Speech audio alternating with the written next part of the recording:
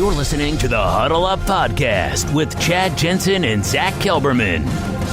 Join Broncos Country's deep divers at milehighhuddle.com and sound off.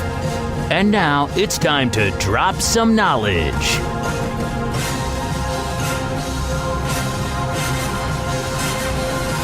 Welcome in, everybody, to the Huddle Up Podcast, presented, as always, by Mile High Huddle and 24/7 Sports, powered by Overtime Media. I'm your host, Chad Jensen, and with me today is the senior draft analyst for milehighhuddle.com. You know him. You love him. He is Erick Trickel. Erick, thanks, brother, for joining me again for the podcast. I don't know if you saw this. Just I wanted to get your take on this, that Daniel Jeremiah, he said his top 5 defenses. He tweeted it out. He listed the Broncos at 4. Do you think that's bullish or bearish? Do you think that's a high ranking, or do you think he's maybe selling them short? I think it's pretty spot on. My floor for them is they should at worst be a top 8 defense because they have all the personnel and they have the new coaching staff. As long as they're putting guys in the position to succeed and do what they're best at and are able to stay healthy, I wouldn't be shocked. I mean, if they were top 3, so it's right in that range I have them. I agree. It's maybe, I don't know. The names that he had up there, the teams that he had up there, off the top of my head, I know Jacksonville was number 1. Chicago, I think he had as 2, but it might have been. And the Chargers 3, and the Cowboys 5. So the Broncos were sandwiched in between the Cowboys and the Chargers. You can make a case for any one of those 3 teams to be in front of the Broncos, but you can also make a case for why the Broncos should be in front of each one of those teams. But at the same time, you have to recognize that even though in 2017 the Broncos finished 5-11, as we can all painfully remember, well, despite that finish, the Broncos defense that year were one of only 2 teams to finish in the top 5 against both the run and the pass. The only other team to do it was Minnesota, who got to the NFC Championship game. So that defense was still a polished and sharp tool in 2017. Last year, though, they took a step back. They finished as like the number 22 overall defense. So I can understand, even with the injection of Vic Fangio and all that in the additions and free agency and all that, I can understand how some out there might want to see it before they believe it. Yeah, I definitely understand it. I mean, especially with when you're looking at the defense, especially the cornerbacks and the defensive backs, there's so much inconsistency and health concerns with Chris Harris, Bryce Callahan, and Kareem Jackson all having a pretty serious injury history. I mean, Chris Harris is coming back from his, and all word is he's good to go, but he's also getting up there in age. So there's definitely plenty of concerns there to be bullish on it, but still, I still think that they'll be at worst a top 8 defense. So, I mean, there's just too much talent all around and in the right places to be as bad as they were last year. How big of a deal do you think it is for fans to worry about Fangio as a play caller going from 18 of his 19 years in the NFL as a defensive coordinator calling plays, having done so from the booth, this time having to go back to calling plays from the sideline, which he's only done once before as an NFL play caller? I'm personally not too concerned about it. I get why other people are.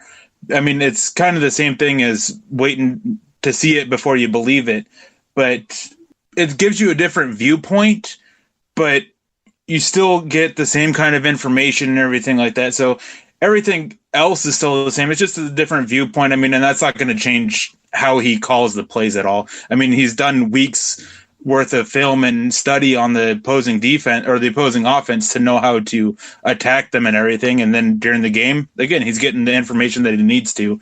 So I don't think it's that as big of a deal as I've seen many other fans make it out to be. Yeah. Plus, he's going to get 5 preseason exhibition games to kind of iron out the kinks and, go through the trial and error. So, well, it's going to be fun to see how this Broncos defense takes shape. I thought that was an interesting article and tweet from Daniel Jeremiah. Now, today, of course, it's all about the VIP Mile High Mailbag. We're going to dive into that here in just a second. But first, really quickly, a reminder, make sure you're following the show on Twitter, @HuddleUpPod. That's the best way for you to keep your finger on the pulse of what's happening with the show in real time. If you're on iTunes, leave us a rating and a review. If you're on YouTube, like, comment, all that good stuff. We appreciate your support. That's the best way to continue to support the Huddle Up podcast. All right. It is that time of the week where we take a peek inside the Mile High Mailbag, because Zach and I, we're your football priests. We have ordained Eric. Every time he's with us, he's one of the crew. He's one of the football men of the cloth. And today we have to provide you, as always, the absolution and answers to your burning Broncos questions. And we always love engaging with the VIP subscribers. And Eric does a great job of staying engaged with our VIPs on the MHH Insiders VIP forum. But we got a few questions here, Eric. Let's set them up, knock them down for the VIPs. Then we'll take a couple questions from Twitter, and we'll see what's cooking on YouTube as well. But this one comes from StudLee14, going on 6 months as a VIP subscriber. I'll serve this over to you first, Eric. He says, of the 2018 rookies, who do you think is most likely to suffer from the, quote, sophomore slump? This one is a little bit difficult for me to answer, because typically when you're talking about somebody suffering a sophomore slump, it's somebody who had a really good rookie year. And I don't think that Phillip Lindsay, who was unquestionably the best rookie last year for the Broncos, I don't see him having a slump. I mean, unless he gets hurt again. But to me, a slump is somebody who's playing in the games, just not performing as well. I don't think Bradley Chubb is. I fully expect him to take a next step forward. Same with Courtland Sutton and Deshaun Hamilton. So of the rookies last year, I'd probably go with Royce Freeman, the most likely to suffer a sophomore slump. But even he wasn't all that great last year. I mean, he was pretty solid before the injury, but the injury really changed him. And so he's the one that I'd pick the most. But outside of him, I have a hard time finding a rookie who I'd really consider potentially having a sophomore slump kind of season. Yeah, I mean, you're right. In order for it to slump, it has to come from a higher median average. And if you look at the best, I mean, it was a great rookie class in 2018, obviously. There's a reason why John Elway has been lauded. They set a lot of all-time marks in the NFL. That crew set a lot of franchise marks. So definitely a lot of talent there. But if you look at the best individual performances, you got to start with Bradley Chubb. Then you go to Courtland Sutton. You can throw Royce Freeman in there because he had the first half of the season for him was phenomenal before he got hurt. Of course, Phillip Lindsay, Deshaun Hamilton contributed, Josie Jewell. I think if you were, I mean, obviously the most prolific guys were Bradley Chubb and Phillip Lindsay. And I concur with you, Eric, that barring an injury, I don't see Phillip Lindsay taking a step backward in year two in that sophomore slump. So even though it's not me making any kind of bold prediction, I don't think this is going to happen. I'd have to probably say Bradley Chubb. I'd have to, just to answer the question here, which guy is most likely to suffer from a sophomore slump, going through all the technical things that define that, I think Bradley Chubb, and here's why I say that. He got out to a slow start, and then he, in the middle of the season, went on a rampage. And yet, with whatever it was, 4, it might even been 5 games to go, he was within 2.5 sacks, that striking distance of tying. If he would have got 3 sacks, he would have broke the all-time single-season sack record for a rookie, and he was shut out the whole rest of the season. I think the final 3 games, at least off the top of my head, he was held without a sack. So he kind of ended on a slump, and even though I think, Eric, that Vic Fangio is going to come in and work miracles with Bradley Chubb, you know, it wouldn't completely shock me to see him maybe not necessarily, maybe hover somewhere around 8 or 9 sacks as opposed to the 12 he notched as a rookie. I can get that. I just think that one reason why I didn't go with him is because last year down the stretch there were some injuries that happened on the defensive line, and that really seemed to affect Bradley Chubb, which is why towards the end of the season he kind of faltered a little bit. I think the defensive line this year is going to be much improved, not just by the scheme, but better talent. Having someone like Draymond Jones in there who can get that pressure up the middle is something that they definitely have been missing. And I think that's just going to help Bradley Chubb. So that's why I went with Royce Freeman, even though I don't feel comfortable with it because he didn't have that great of a rookie year. Right. But I mean, of the 3, Sutton, Chubb, and Lindsay, I don't think any of them will really have that sophomore slump type of season. Yeah. And I really don't think so either. For what it's worth, everybody listening, neither one of us really think that the top guys from last year are going to take a step back. But at least, we got to answer the question. Now, this next one, Eric, comes from Stuart Bronco, going on 2 months as a VIP subscriber, so relatively new to the crew. He's kind of got a 2-part question, and the first one involves Tyreek Hill.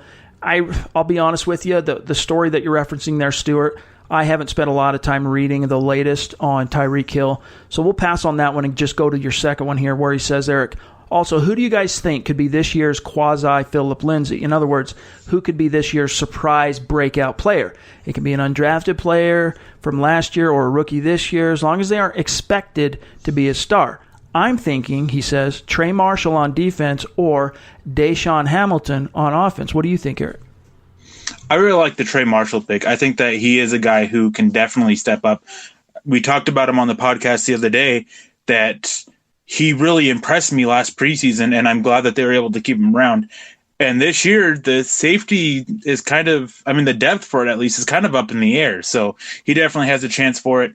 But as for a guy that I think that can definitely be this year's surprise breakout player, I'm looking at Malik Reed, the undrafted edge player this year. And I remember, I think it was like last December or something, or November. I can't remember when exactly. I just remember it was the end of last year. I turned on a game of an offensive tackle that I was scouting, and they were going against Nevada, and Malik Reed just completely owned him.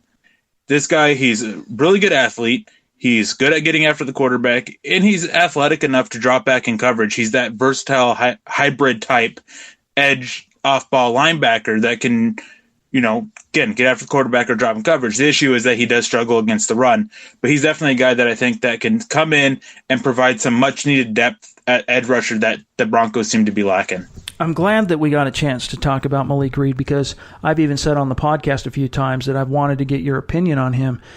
When the Broncos signed him, you, Nick, you were like, hey, that's an underrated pickup, probably a guy that should have been drafted.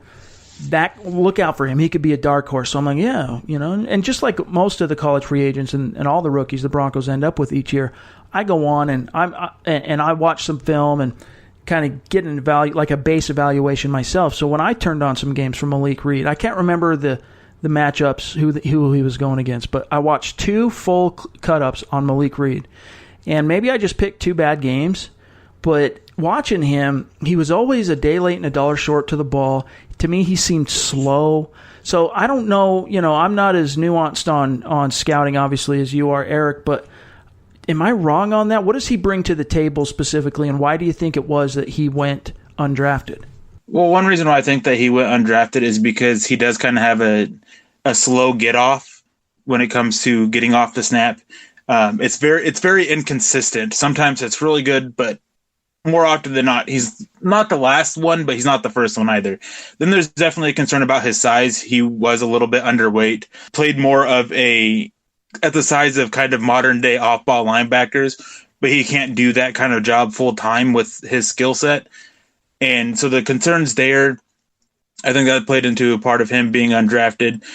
And then the issues of that against the run just really come to mind, because he was constantly getting pushed off the point of attack and being unable to really hold his ground. Yeah. But his last 2 years, statistically, he absolutely killed it. And just really, again, he just impressed me. I'm not sure what games you watched, and I know that there was I know there's a couple games of his that were really like, okay, this is why he's not getting talked about more. Yeah, I thought that he was definitely a day 3 pick somewhere, probably the 5th or 6th round. But there was definitely some really bad games that he had over his time. But when he's on, he's on. But when he's off, it's definitely off. Yeah. And also, I noted during a couple games of his that I also had some questions about his effort too, which also could have played a role into him going undrafted. That jumped out to me as well. Effort at times, questionable motor, and then also he just seemed stiff to me. And again, I don't have as trained and fine an eye towards scouting and the different tools and traits as someone like yourself. So I enjoy being able to bounce this off you and get your thoughts on it. And who knows, maybe he could come in and be that kind of dark horse breakout player for the Broncos. Because as we talked about on the previous podcast with you, Eric, you got Von Miller, you got Bradley Chubb, and then it kind of falls off a cliff in terms of proven. You got Dakota Watson, but as an off-ball line or edge rusher, he's never really produced as a starter. I think honestly, his best years on defense throughout his career was that short window in Tampa in which he played off-ball. And I think even in New England he played off-ball, if I'm not mistaken. I don't have it right in front of me. But there's a great opportunity for Jeff Holland. There's a great opportunity for Malik Reed. And it'll be interesting to see how Justin Hollins factors into that as far as the edge. But, hey, I'm cautiously optimistic. I mean, far be it from me to pan any one of these guys. I want them to succeed, and I hope Malik Reed can kind of be that next Shaq Barrett. One other guy I'll throw out there you threw it out there, actually, Stuart. I think Deshaun Hamilton has a chance to be really good this year. I mean, if you go back and look at his tape, his stats, it leaves a lot to be desired. On paper, it doesn't seem like he was that good. I mean, he averaged less than 10 yards per catch last year, but he suffered from highly questionable quarterback play. And by the time he was really seeing a lot of playing time, Emmanuel Sanders had been done for the season, and Cortland Sutton could not win. So Cortland Sutton was not winning his matchups on the outside. And so it kind of left Deshaun Hamilton as the only guy to produce. Mostly it came between the hashes. And so you saw his route running ability, though. You saw his hands, his fearlessness across the middle. So I'm really looking forward to seeing what he can do in year 2. And, depending on how Emmanuel Sanders recovers and exactly what his timetable to return ends up being and what form of Emmanuel Sanders ends up returning to the field, Deshaun Hamilton could be in line for a significant uptick in playing time this year. I agree. He's definitely one that I would consider too for a breakout player. And I think that one thing that you didn't mention is this change of offensive scheme. Last year, it was like Bill Musgrave was just was playing chess against himself, I guess, would be the way to put it. His play calling at best, a lot of the time was shoddy. And I didn't get it. I mean, he would constantly go away from things that were working. He wouldn't use players to their best skill set, which was a whole issue of that last horrible coaching staff, which I was actually optimistic about at one point. But anyways, the offensive play calling, the offensive scheme, it's definitely one that I think would really benefit Hamilton and his really good route running. He's probably the best route runner on the team. And that's saying quite a bit because Emmanuel Sanders is really good too. Yep. But Deshaun Hamilton is so good. He's so refined with his route running that I think that they're definitely going to be able to call plays and scheme him open, basically. Yeah, and he's got a lot of heart, man. He doesn't look like it. I mean, if you just see him without his pads on, he's got his glasses on, his dreads. Like, he looks like a pretty chill dude, and he probably is on a personal level. But when he puts the pads on, he's a leader, he's fiery, he's competitive. And, I mean, by, week 5 on the road in New York, which the Broncos lost that game to Sam Darnold, I mean, you had Zach Azzani with Demaryius Thomas still on the team and healthy, completely healthy, trying to sit Demaryius Thomas reps-wise, not for the whole game, but sitting him down to give Hamilton more of an opportunity, which created a little bit of a rift between Demaryius Thomas, Deshaun Hamilton, and of course Zach Azzani, and it was 3 weeks later that he ended up getting dealt away so that Hamilton could have some more room to grow as well as Cortland Sutton. But yeah, it'll be interesting to see. Keep an eye on Trey Marshall, keep an eye on Deshaun Hamilton. Those were 2 good names, Stuart, that you put out there as possibilities this year. And then, as Eric said, keep an eye on Malik Reed, and we'll start to see what's what with him when we get to training camp in the preseason. Now, next question here comes from Burke 2105, going on 3 months as a VIP subscriber. Burke says, are there any players that the team is high on that fans might be overlooking, Eric? Yes, there's definitely maybe. And if you read my piece about the minicamp studs and duds, a couple of them were actually in there. Austin Fort and Bug Howard. These are 2 guys that I've heard nothing but praise about. They've constantly going in, they're working hard, and they're standing out. They're making plays. And at a tight end position that has so many concerns, that's fantastic that they're doing that. I mean, it's going to help the depth there. It's going to help push other tight ends there. If they really are giving everybody their fair shot, these 2 guys definitely have a chance. And outside of them, there is one of the undrafted rookie offensive linemen. I can't remember which one. From what I've heard, Mike Munchak has really taken to him, and he's really doing a great job basically taking everything that Munchak is teaching him and putting it into effect immediately. I can't remember which one it is, though. Is it Leglu? But he's definitely... Huh? Is it Leglu? Yes. Yeah. And then there was a defensive back, too, that's been getting quite a bit of praise. Lyndon Stevens is a defensive back that's, from what I've heard, has been looking really good. Again, he's kind of still a little raw, but he's progressing every day and making great strides forward. And people have already been talking about if he doesn't make the roster, he's definitely one that's going to make the practice squad. But they always cover that with the fact of got to see how he does in the games first. So those are a few guys that are definitely standing out that I've heard about. Yeah. I think one guy who might have more of a spark in the eyes of the Broncos than the fans also is the 6th-round rookie Juwan Winfrey. When he came to that regional combine before the draft and worked out, he impressed the heck out of Zach Azzani, and that really basically sealed the deal in terms of keeping him high on the board. When the Broncos rolled around in the 6th, they traded up to grab him. I think they're a lot higher on Juwan Winfrey, Eric, than maybe some of the fans, even those in Colorado who got to watch him play for those couple of years with the Buffs. Yeah, I definitely can see that. I'm still a little bullish on Winfrey simply because he's still very raw to me. But there's been a lot of positive praise coming out about him that basically one thing that I think that a lot of fans are doing is they're just kind of writing him off because he's a 6th-round pick. But yeah, he is a player that the Broncos definitely believe in. And I can't remember who it was that came out and said it, but I think it was his agent who told the Broncos that he will be this year's Phillip Lindsay. And there's a few people that do believe that will be the case. Yeah, it'll be interesting to see how it shakes out. And even Deshaun Hamilton, they put him at the podium on one of the media availability days during OTAs, and he was asked about Juwan Winfrey. What are your thoughts on him? How's the rookie doing? Yada, yada. And I thought it was an interesting comment that he made about Winfrey, saying that, you know what, for a guy that's 6'3", he's surprisingly twitchy. That surprised Deshaun Hamilton how twitchy Juwan Winfrey is. Yeah, that's not something that I really can speak on because Twitch you can kind of catch on tape a little bit, but for the most part it's easier to see in person. But he definitely has some moves and is able to make people miss. That's something that's obvious on tape.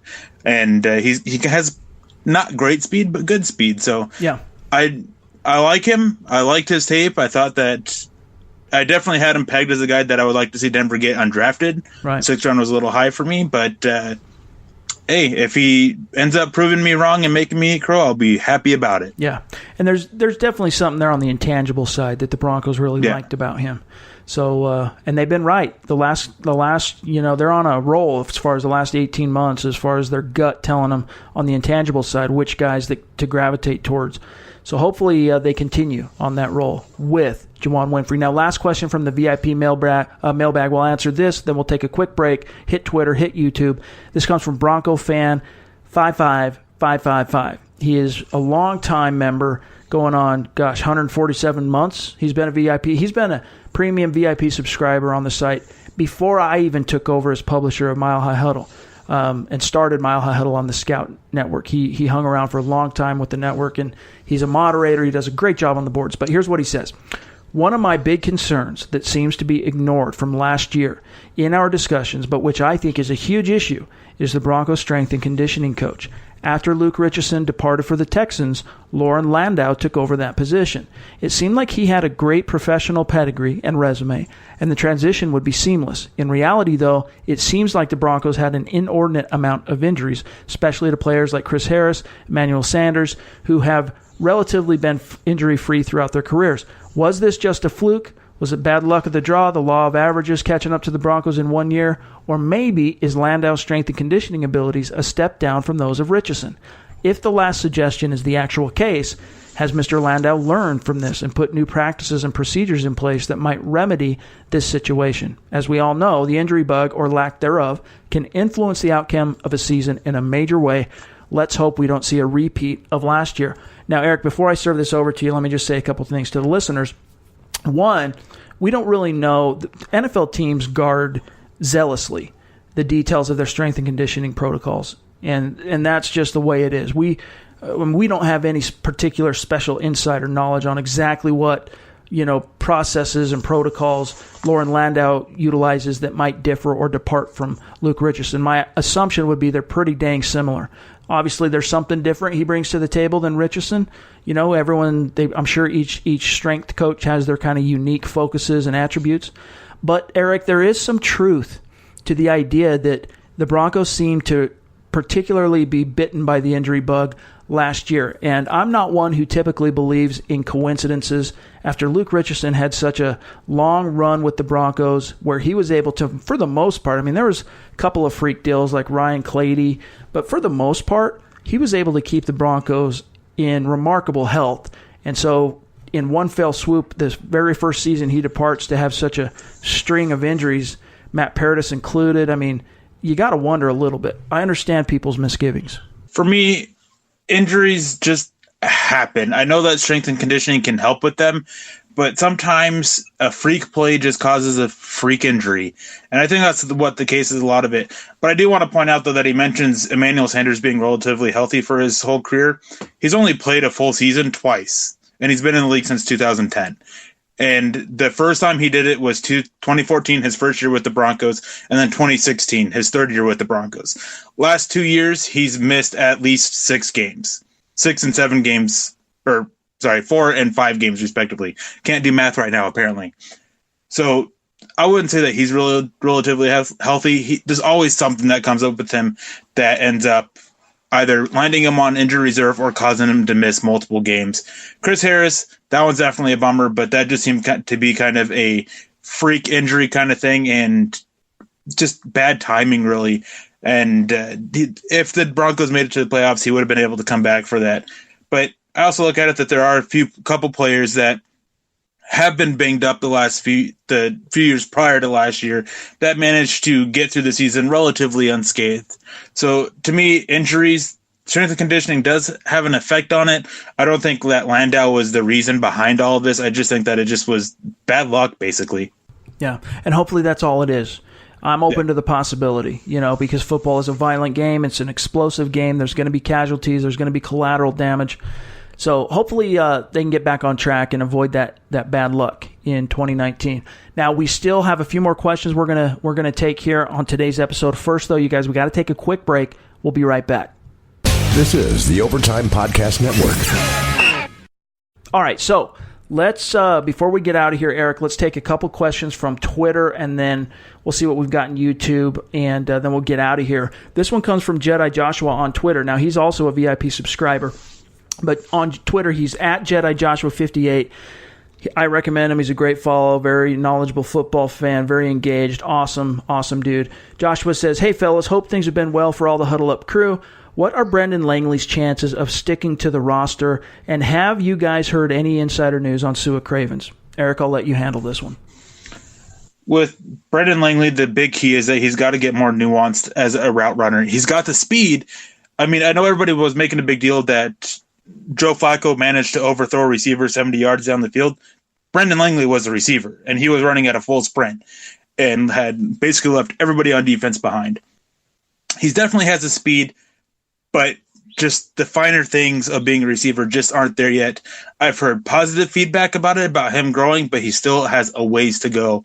So his shot at the roster, I mean, wide receiver, depending on what happens with Emmanuel Sanders, if he starts the season on the PUP list or not, there's probably 4 guys that are guaranteed to make it, counting Sanders. So again, he's up in the air.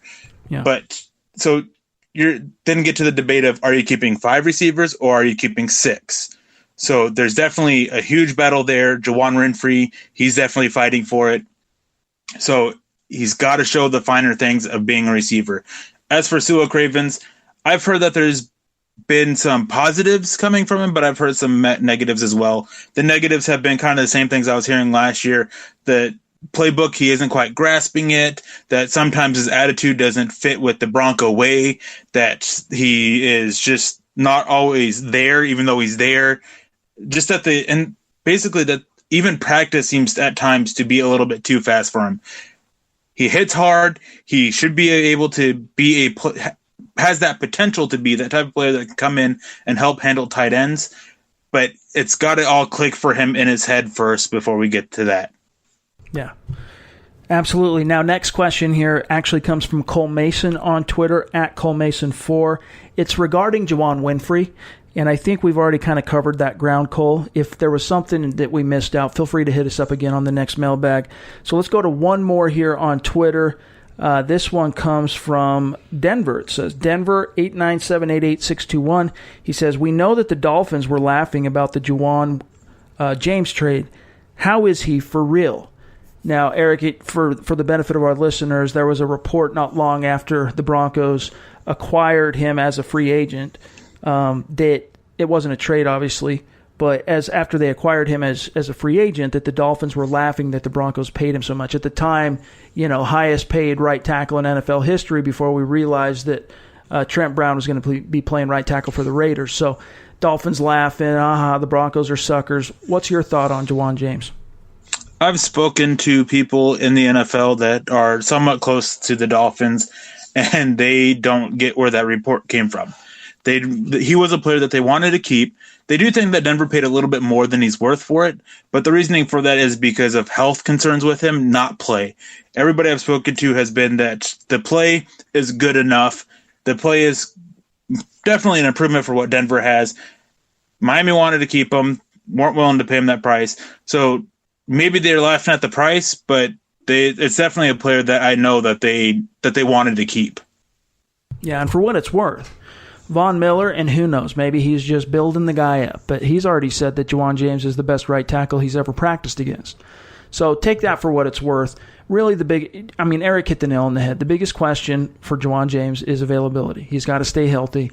And granted, being held out of some practices during OTAs / minicamp, for precautionary purposes, it doesn't assuage some of the concerns in the fan base, but this is one of those situations where we just got to wait to see him hit the field.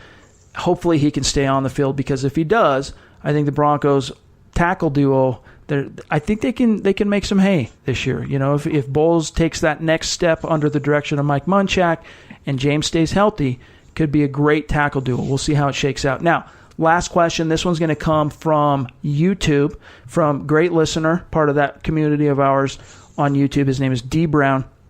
Eric, he says, am I wrong for hoping Joe Flacco is good enough to keep Drew Lock on the bench for 2 to 3 years?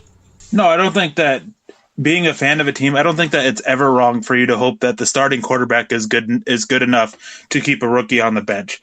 I mean, hopefully that he is. Hopefully that Denver is able to be a competitive team for him. Hopefully that they are able to bring Drew Lock along, not slowly, but not basically throwing him to the wolves either.